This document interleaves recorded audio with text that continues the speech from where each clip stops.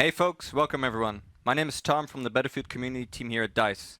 You might have seen me online in the community as Stratford87, and we're here to talk to you today about Update 1.2. With me are Shashank, lead level designer, and Florian, lead game designer. Folks, welcome. What's going on? How's your summer been?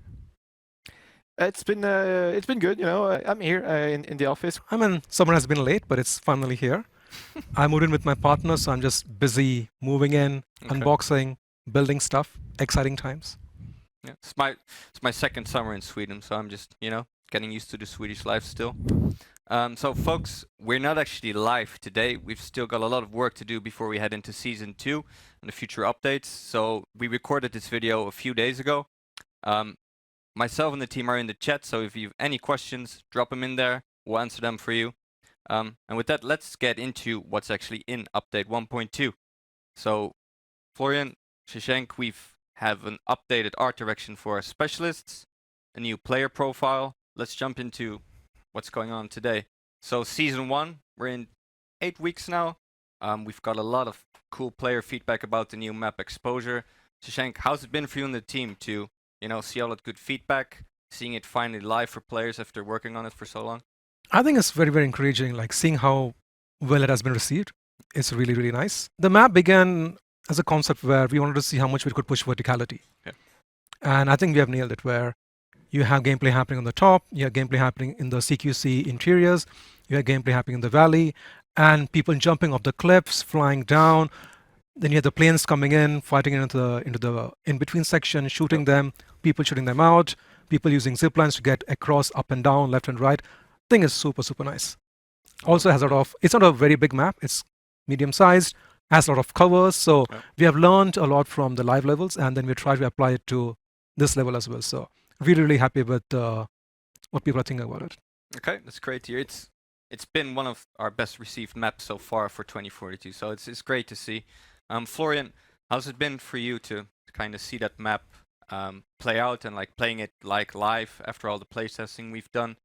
You've been around with DICE for quite a bit, so how's it been for you? Yeah, it's been great. I mean, when we were working on this level and playtesting it, and also trying out a new content for season 1, it was pretty clear that this level would be a pretty big hit when it comes to design. You could really feel like, yeah, we've learned a lot of stuff from the previous levels, the previous content we've created, and that we really managed to put something together that really makes sense in one experience.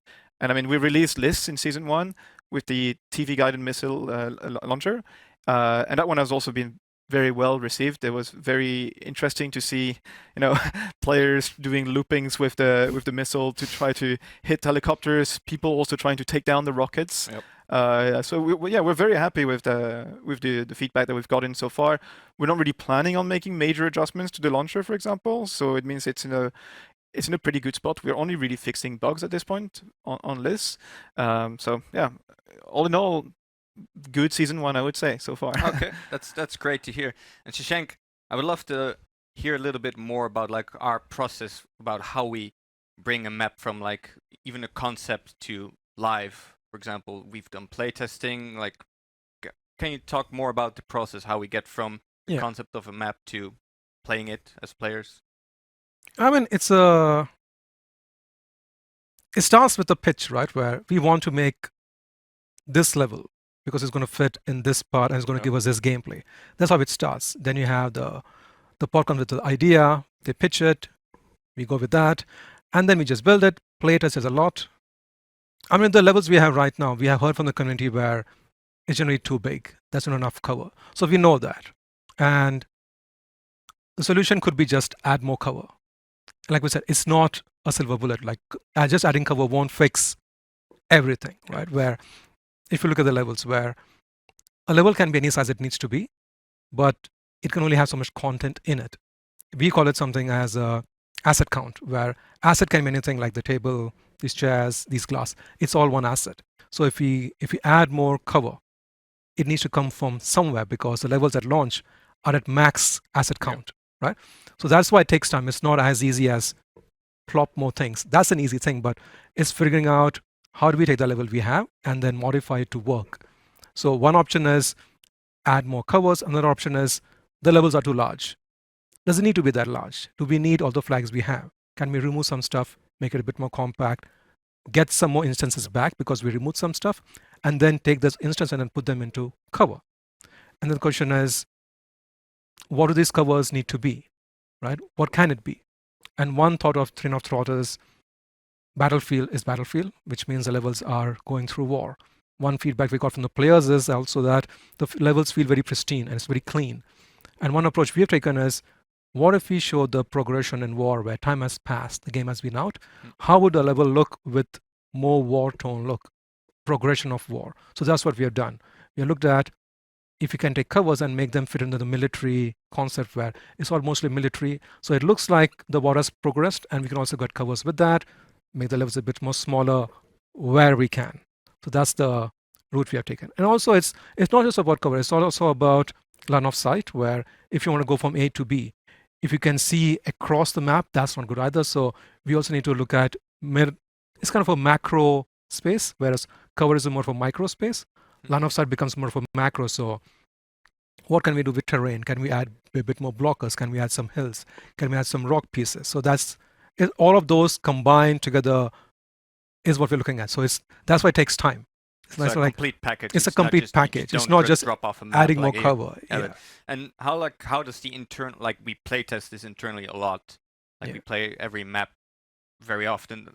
How does that feedback from internal like translate into what we see in live? Like how do those iterations go from like, hey, this is the first time we let you play exposure internally, and the changes we make based on internal feedback there? I mean, we all are players over here. We all like Battlefield, so people are brutally honest with their feedback. And we listen to them. I mean, we play it. People are like, didn't like this, change that, and we're like, let's do it. So it's very open and it's very honest feedback we get internally, and I'm very glad we get that from us. So so exposure, season 1 map, it's been going great. The new specialist, you already talked about lists for a bit, Florian. What about the other specialists? Like we added lists to the specialist pool. How has that changed how you've seen other players pick specialists and the overall balance? It's been very interesting to see lists drop into that pool of specialists that we have. When lists released, we saw our usage just go up quite a lot, which was to be expected. Of course, it's a new introduction. It's the new shiny thing, so players get to play it.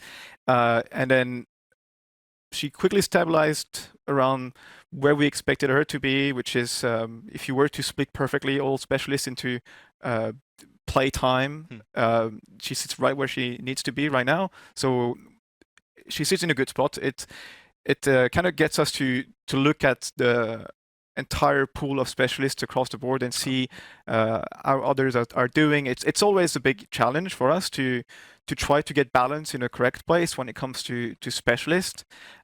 We have a lot of elements and criteria to think about when we design specialists. We have a lot of elements like the size of the levels, the type of game modes that we have. Sometimes we have big maps, sometimes we have smaller maps, sometimes we have some game modes that are linear, sometimes they're more open, and this makes it difficult to make sure that we have exactly the same usage of specialists across all the spaces. That's actually not possible. For example, you would tend to see certain specialists that are more fit for close range obviously play better when a map or a game mode or a combination of the two tends to allow for those specialists to play very well. We also tend to see some specialists that are always going to be enjoyed to play because their kit is very interesting. The best example I have is Sundance. For us, it's one of the specialists that is very, very hard to balance. And it's pretty rare when we don't have an update where there's no changes on Sundance, because we always try to get her to fit with the rest of the package, but her kit is so unique and it's a fun kit. It's not always fun to play against because on the receiving end, you're looking at a specialist that has a lot of mobility that can relocate very easily. So they basically has some of the advantages of what a vehicle would have. And if we nerf, for example, the wingsuit to the point where it's not as mobile anymore, then it becomes less fun. So we have a bunch of levers we can play with, but trying to strike that balance between it's fun to play and it feels balanced and it's engaging to play with Sundance or against Sundance is very, very tricky. we have so many things to account for essentially. We can even stretch that to, for example, thinking how does that fit into the portal experiences when you fit other things into the game. We have so many things to think about that. Yeah, there's always going to be some specialists that will feel like stronger than others. Yeah. We also have a very different pool of players. We have players that are very experienced. We have players that don't really play so much. They play every now and then, so they're not the best players. And our best players can play certain specialists in a very specific way. You can also look at this from the other side of the spectrum, where, for example, Rao is one of our least played specialists in the game right now. He's the least played, right? It is Yeah. the least played in 2042. And most of the players would tend to say that his kit is actually quite weak. But then when we look at the data that we're getting from the more experienced players, we find out that the kit is actually pretty strong. It's actually, when you can get some coordination with other players in your squad, it can become a very deadly combo. For example, you get the classic, I have someone playing Rao and someone else playing with the recoil-less M5, and then you can make sure that there's no helicopters in the sky all of a sudden. But for most players, I think we have a problem where the entry is pretty high when it comes to understanding how Rao works. It's probably not super well explained how does Rao work, so you end up doing a lot of trial and error to figure out how do I play Rao even? Yeah. What's good about Rao? What are the things that I can hack? What are the things I can affect? What is it that I can't affect? And that step is basically what I would say blocks some players from really getting into Rao. But once you're past that, I think you will quickly find out that Rao is probably one of the strongest specialists we have in the game, just because of the potential and how much you can interact with so many things in the game. So basically, your suggestion or advice would be like try out other specialist folks. Like Rao he's very good, but folks might just not know. I think it also shows that we have some room for improvement for sure when it comes to how accessible the experience can feel. How is it to learn to play those specialists? I think you need a bit of hand-holding to understand, oh, I can hack this, but not that, those kind of things. And this is things that we're thinking about, obviously, like how can we make sure that we get those specialists back in the middle of the pack. So when we analyze the data we get from, for example, how many players are picking Rao or how many players are picking Sundance, it's a deep dive into what is it that makes this specialist weak or strong, and how they're used against different skill shells, different player types, and then we learn a lot about what's making the specialist strong or weak, and what could we do to improve those or to nerf them to some extent without necessarily hurting the certain player types. Yeah, I mean, it's the same thing with the shield versus the sentinel. Yeah, exactly. How many people know about that? Yep. So like Irish is a good example. Like especially since exposure is basically the ultimate playground for Sundance. They can fly everywhere. They have a scatter grenade, which is good in close quarters combat, and we saw them played a lot. But Irish is actually a very good counter against their grenades, which most players maybe don't know. So can you? Yeah, that is for sure. Actually, Irish is also one of the lowest pick rates. It's gone up a little bit over time with Season 1. I think a lot of people have started understanding the power of the kit. Yeah. And yes, I would say when you play this specialist the first time, Irish, you press your button and you get a shield that you can deploy. But I don't think a lot of players go the way to discover that if you press again, then you also have access to the shoot down sentinel, which is very strong against pretty much any projectiles. From my perspective, it's actually probably a little overpowered, but it's because it's a bit hidden in terms of functionality. You don't really see people explore the gameplay around the Irish fully. But over time, as they learn about it, then you get to see people playing a lot more with Irish for sure. Okay, so folks, a few good tips there. If you want to wreck helicopters, definitely check out Rao. If you want to counter grenades, like Iris is actually a very good pick with this gadget, so maybe give them a try. They're not picked very much right now, so hope you get to try that out. So about the update itself, there's quite a lot of cool stuff in here in 1.2. We have a new art direction for our specialists, we have a player profile coming, and we also obviously have the completely new reworked map Kaleidoscope. However, before we dive in there, I would love to talk a bit more about some of the other changes we made, because there's a lot of smaller changes in this update. I believe, top of my head, a few hundred even. Florian, weapon balance. Let's go there. We changed the K30, the MP9, and the BSV in this update. Can you maybe talk us through some of the changes we made there and the reasons why we made those changes? Yeah, so I'll start with the BSV. Okay. So we've seen that the BSV had an easy time competing with assault rifle. It's a very modular weapon. You can change parts to the point where it can become pretty close to an SMG, also a good assault rifle, and also a very strong DMR. So what we're trying to do is to make sure that it sits in its own category by making its full auto power a little weaker. So what this actually means is an increase in terms of like recoil. General handling is going to be a little more difficult, and it also gets a bit more dispersion, which means that the effective range of the weapon in full auto will go down a little bit. You will still be pretty good in close range, but once you will start going a bit too far in range, then you will probably want to actually swap to a DMR. And speaking of DMR, the BSVM is also like a pretty good DMR right now in 1.1, and what we're doing is adjust the drop-off damage range of the high powered rounds, so that it starts a little earlier, so that the DM7 really has its space to compete. We don't want the BSVM to really feel like it's always a better option than the DMRs, else the DMRs don't really matter, right? So in short, I should expect less folks to come charging at with me with a BSV in close quarters combat. I think you'll still have a decent amount of people with the BSV, but it will probably be the opposite. Like the longest range will go down a little bit. Then we have the K30. Yes. It shreds. Yeah, it's a tricky weapon. It's a very high rate of fire weapon. The MP9 is pretty close to that as well. High rate of fire. So we're making it a little less spiky in general in close range to increase survivability. We're also keeping an eye in general on its performance past close range, so looking at medium ranges. We're not really doing any changes right now when it comes to that, but we're evaluating what we do, again, with the same intent to make sure that every weapon classes still feel like they have their own spaces. So like SMG is mostly a close range oriented type of weapon. Assault rifle is the versatile type of weapon that deals with medium range and can be doing okay in close range and kind of all right past medium range, but not the best at everything, right? So yeah, we're keeping an eye on those as well. Okay, thanks. Shashank, like out of curiosity, how does like weapon balance play into how you review maps or how you design? I mean, it affects us a lot because the weapon range affects the scale of the level, right? So if you have a CQC space, we need to know what is the range of a weapon. So there shouldn't be a case where we build a CQC space and the weapon ranges say, hey, an SMG is really ideal between 0 and 15, and the space we build is 30 meters big. Then it's not really a CQC space.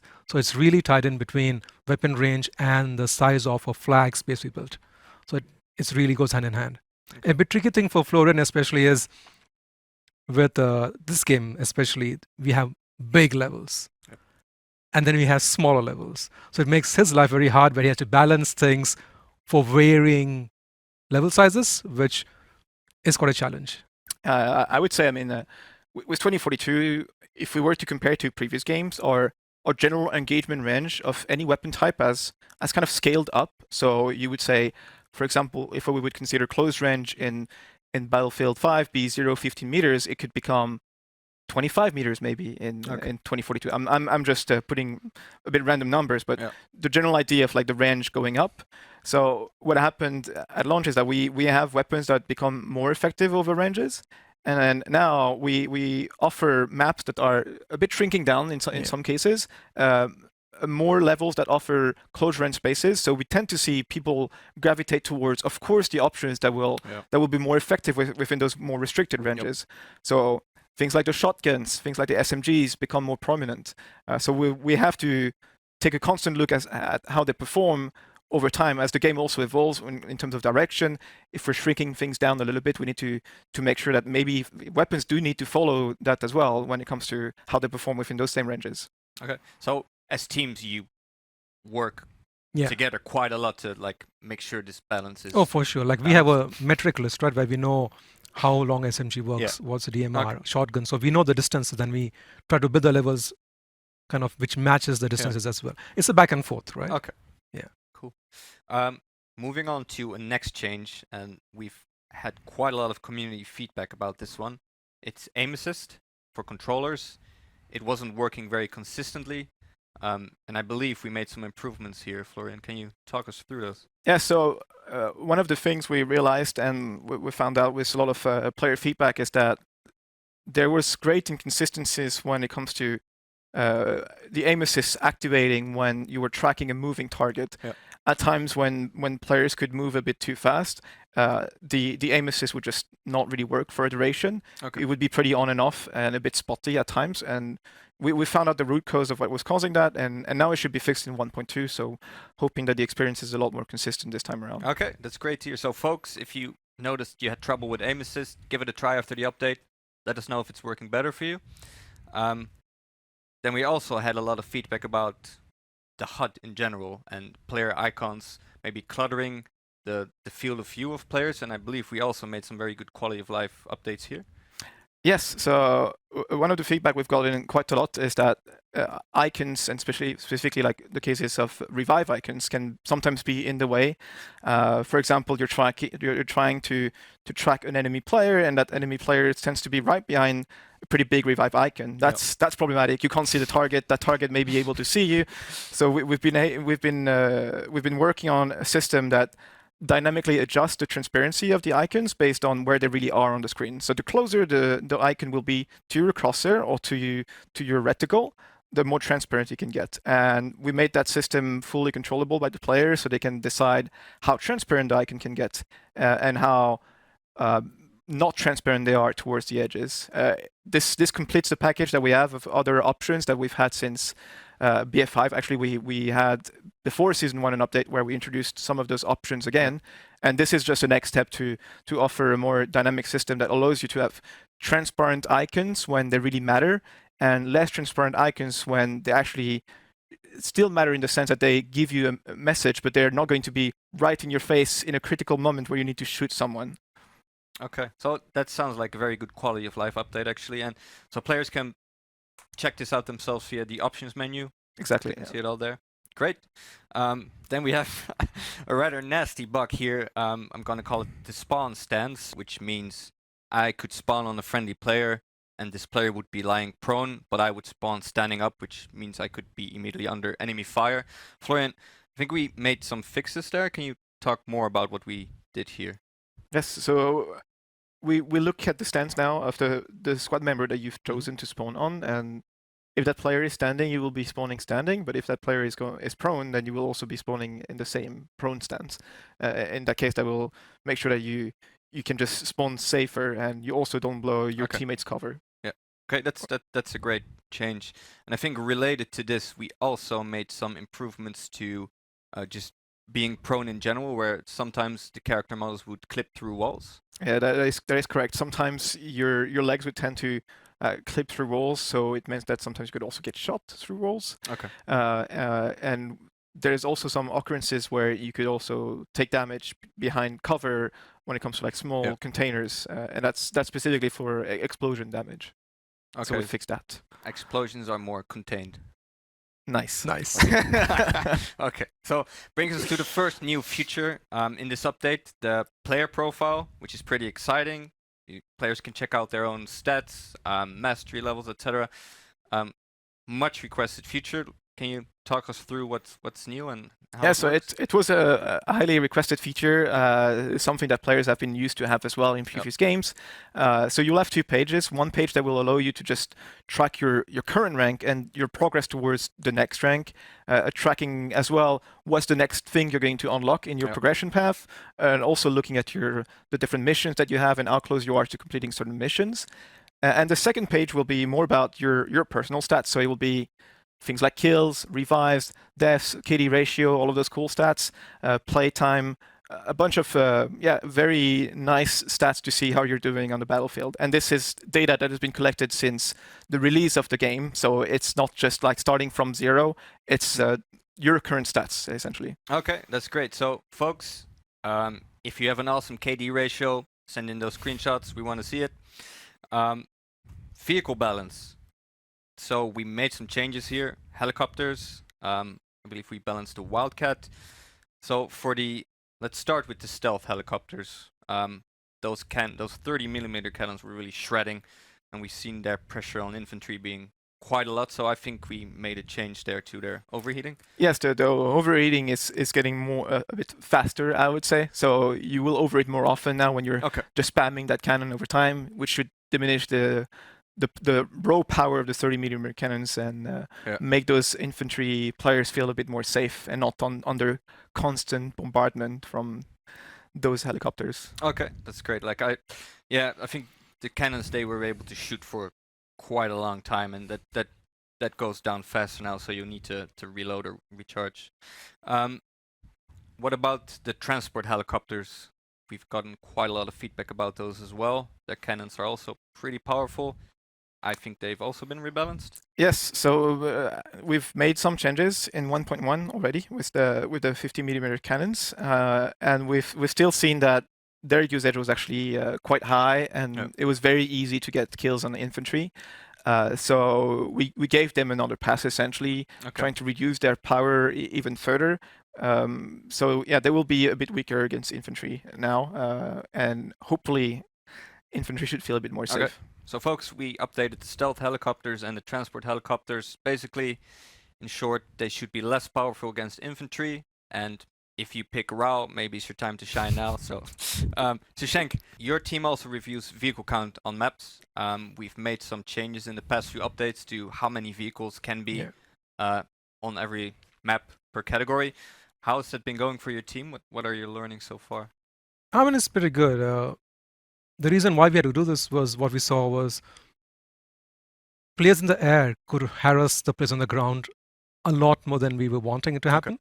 So, and also, like Florian said, they had too much firepower. And infantry is just trying to run around, trying to figure out what's going on. So what we could do from the level side was reduce the number of air vehicles we have. So in the last update, we reduced the number of attack air you can have at any given point. But we still saw it was still quite OP with the transport.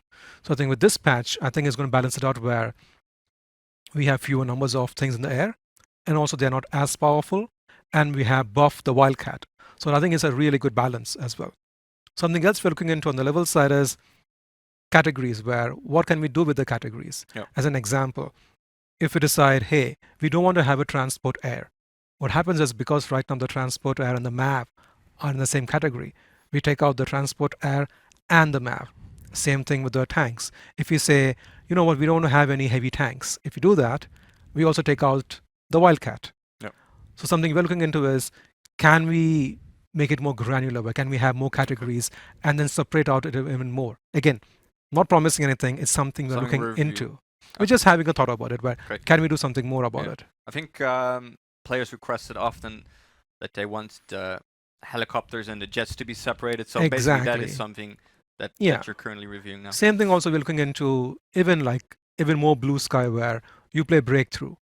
And then we want to have a MAV available for you. The question is, if you do that, you also have the transport air available for you. The question then is it a good idea where you're playing Breakthrough, which is a much more linear experience, and then you have a bunch of players just flying behind you and then dropping behind you? It breaks the front lines, which we really want for Breakthrough, so we can't do it right now. So again, it's all this thing we're looking into, but it's really early stages, so we can't promise anything. Okay, thank you. That brings us to maps. So we recently ran our core feedback initiative where we talked with our players about map design. We've learned a lot from our players. Can you share what's the takeaway for the team? Yeah, I mean, like I said earlier, where it's a big task where you have the cover to fix, you have the line of sight to fix. Like I said, players need to know where to go. I want to go there. Okay, so now you know where to go, which is usually a flag in our game. I want to go to flag A, I want to go to flag B. Okay, how do you get there? You need to find a path. So A, you don't know where to go. B, you don't know how to get there. Should I go left? Should I go right? Are there good paths which takes me there?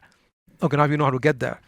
The last one is the path really empty? Is the path really long?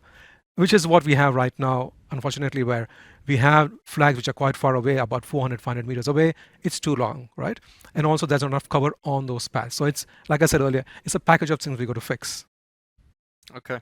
And the first map we are reworking, which is Kaleidoscope, folks. It's available right now, so go check it out. Why did we take Kaleidoscope as the first map to rework? I mean, we had to look at the whole range of all the levels we had.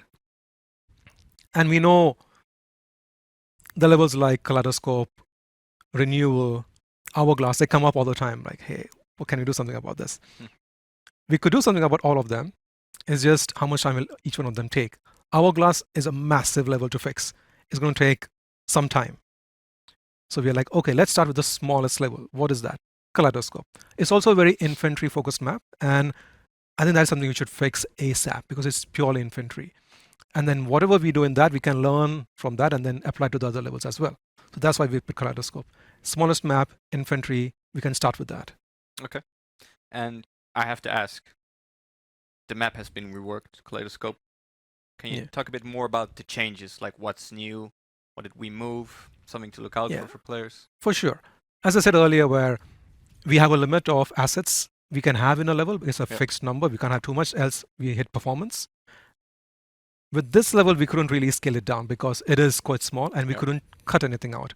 What we could do now is scale some things down. So what we looked into is like, do we need as much foliage? Do we need as many grass, trees, plants? So that's what we're kind of stripping out. And what we've done is we've taken all that and we built a new flag. The biggest issue we had with Kaleidoscope was breakthrough on Gen 5. The first sector was really brutal, where the two flags were really far apart. And what we are saying is, what can we do to fix the first sector? Okay, can we bring the flags closer? So that's what we've done. We have made a brand new flag on the southwest side of the level, and that's the first sector. So that's what we've done. We've also done a big military cover pass, so you'll see more covers, which look like military, has a military theme. Yep. Sandbags. More sandbags. Not more sandbags, more concrete stuff. And also sandbags. So it's a running joke right now. Okay. So so much more military presence. The level looks much more war-torn, doesn't look as clean. There is more destruction. Also what we've done is on the northwest, where you have the amphitheater, when if you're playing Breakthrough on Gen 4, it was very hard to even get to the amphitheater because it was quite flat. So what we've done over that is we just taken terrain and just bumped it up so it breaks line of sight. So as an attacker, it gives you a opportunity to actually get to the flag and capture it. That's what we've done. I think especially the terrain elevation, like we've already shown some screenshots to the community previously for what we're doing for Kaleidoscope, but like the terrain elevation is probably the hardest one to see. So I'm very curious, folks, how that plays out for you, because it's not something that you would easily spot. It's not very obvious. It's not very obvious, exactly. What about, personally, your favorite change? Like, what's your favorite new thing about Kaleidoscope, Florian?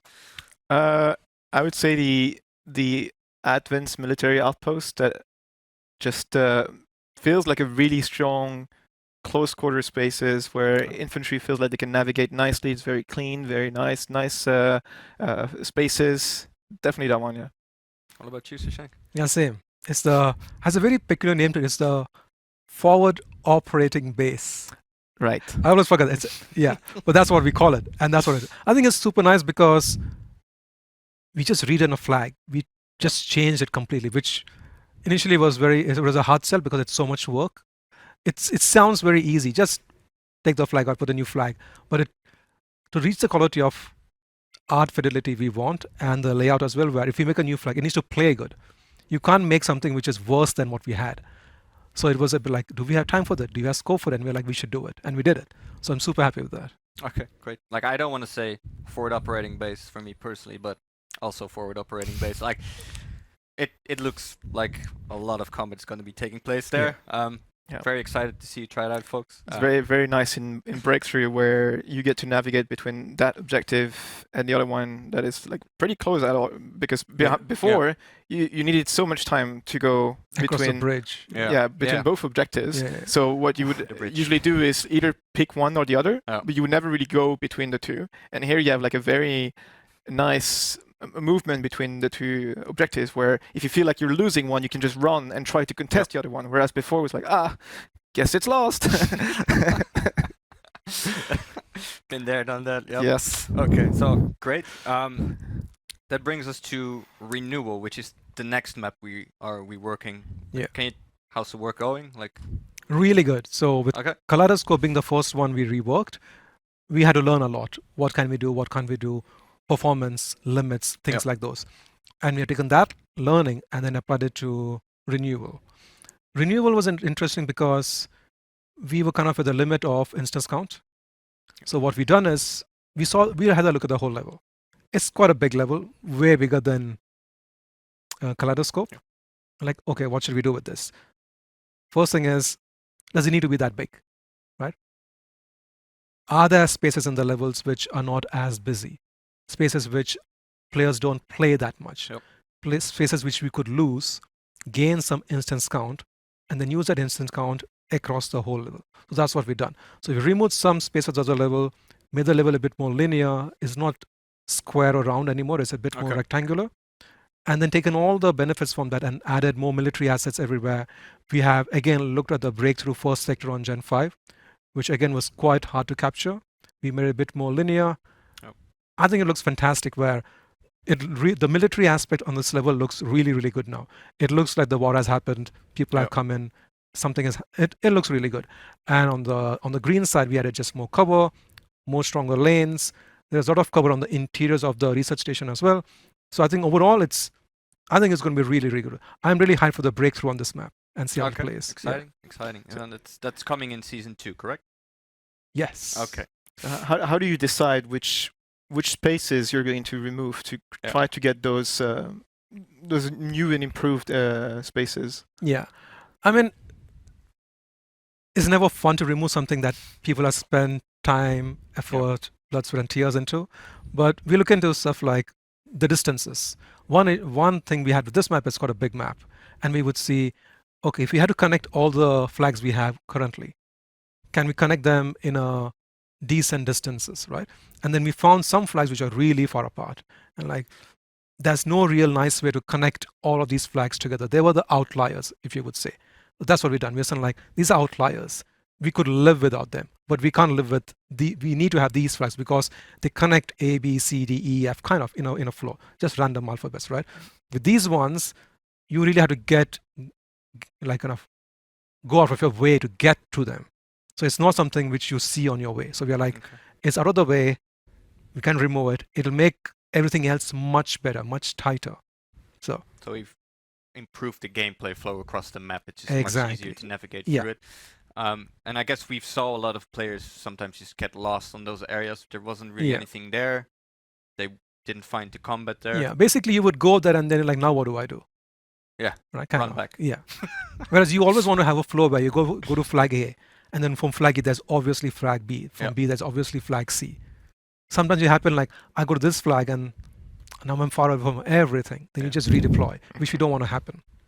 And from like the design perspective, and I think what Florian just asked as well, you make those areas on the map, like you put time and effort in it, but like then you have to cut it. Like, does it hurt as a designer to see something nice? Because it looked yeah. nice to just, Yeah. okay, now it's gone. I mean, it's a really good space. Like personally, I like the warehouse space, which we've taken out. Everybody likes because it's a really good CQC space. But then you have to ask yourself, will it make the level better if you didn't have it? You just have to be honest about that, right? Yeah. And I think once somebody realizes it's going to make everything much better, it's not such a hard thing to lose where, okay, I put some time into this. It's a really good space, but we can live without it. So. Okay. And obviously renewal isn't the only map that we're reworking. Can you talk more about what's coming after renewal and which other maps we are reviewing? Yeah, I mean, I can't say much. For the future overall, we're looking into Orbital. We're looking into Manifest, those two levels. Don't have any dates, don't have any order, but those two are the levels we're looking into right now. And like I said, we take all the learnings we took from Kaleidoscope, all the learnings from Renewal, and then apply it to these two levels as well. So what we just discussed earlier, like that's what players can expect as well for these further updates. Okay. I don't want to spoil too much, that's why. Yeah, okay, so it's coming. Yeah. Great. Specialist art direction changes, Florian. So we've given them a new look. Can you talk more about why we changed the look of our specialists and what players can expect from that in game? I think that the common feedback we've gotten around the look of the specialists is that they don't really feel like they belong to this world that feels actually now more war-torn as we're moving towards a more grounded world that feels more militarized and where war has happened. And those specialists also kind of feel like more pristine, I guess. In a way, they need to feel like they've been part of the war, that they've experienced the war. Yeah. And before they haven't really felt like this at all. So we gave them a bit of a facelift in general, and it's still work in progress. But yeah, they're going to look war torn, like they actually have been here, a bit more gritty looking. Yeah. You will see with, for example, Boris, that they will definitely feel like they've been more into the into the war. I guess one that we're getting quite often is the look of McKay. I think now it kind of feels like it has been to war and not so funny looking anymore in a way. Great. I have to ask. We've updated some of our specialist looks that are out right now in this update. So go check them out in game yourself. What's your favorite new specialist in terms of looks after this update? It was already Boris before, and it's still Boris, but Boris for different reasons now. It looks cool, but in a different cool. So yeah, Boris. Don't want to say Boris, but Boris. Yeah, Boris. Okay, Boris. What about you? I'm in Falk, so Falk for life. Okay. But Falk for life. I think Boris looks super cool. Yeah. His hair looks super nice now. He looks badass. Yeah. Boris has got the looks now. For me personally, like I main McKay. As you just mentioned, he maybe didn't look as serious before, and like McKay is done chopping wood. Like he's ready for action. He looks lethal now. Like he's going there. Great. Update 1.2 is our final update for season 1. The next update that you can expect is update 2.0, which brings season 2 to the battlefield. Before we close off, Shashank, Florian, do you have any final remarks about the new season? What you're looking forward to? I'm super hyped for the new level that we are going to release. I think it's one of my favorite levels right now we are playing, because we have learned a lot from the live levels. Like we said, we want to make smaller levels. We want to have levels with more cover. So that is all of that is in this level. So I'm looking forward to what people think about it, the direction we've taken with this smaller levels, compact. Still does 128. It does all the good stuff, but it's smaller package, has way more cover.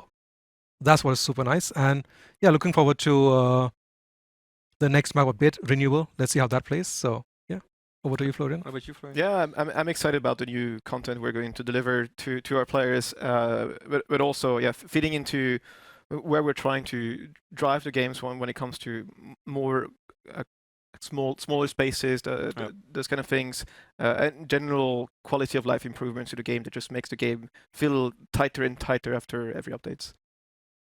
Great. So folks, update 1.2 is out right now. Florian, Shashank, thanks so much for being with us today. Hope you're having a great rest of the summer.